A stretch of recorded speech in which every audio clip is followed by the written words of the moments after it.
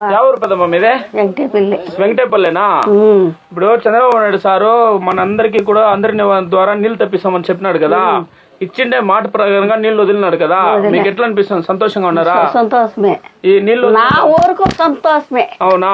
ఈ నీళ్లు వల్ల రైతులందరూ సంతోషంగా ఉంటారు కదా ఈ ఊర్లో. నా అబ్బా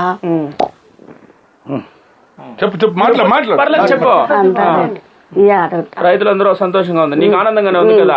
కృష్ణమ్మ జలాలు వచ్చింది మన నియోజకవర్గానికి. అబ్బు రాలే, ఏడొస్తాయి ఆడొస్తాయి ఈడొస్తాయని ముల్లూరు తక్కువ మాయమైపోయా.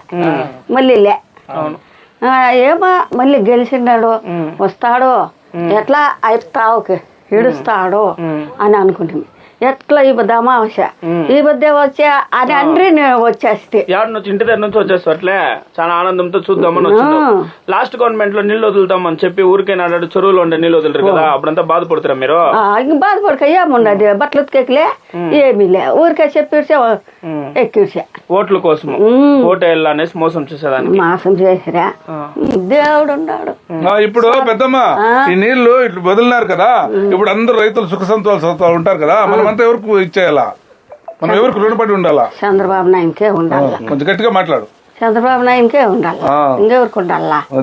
స్వామి గంగాదేవిని రమ్మనే ఇడిచిన్నాడు.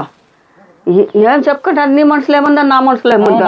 నా మనుషులో గంగాదేవి వచ్చా అందరు రైతులైతే బాగున్నాయి. గంగమ్మ ఉంటేనే కదా ఫస్ట్ మనం బాగుంటాయి. అయ్యా గంగమ్మ ఉంటేనే మా బాగు.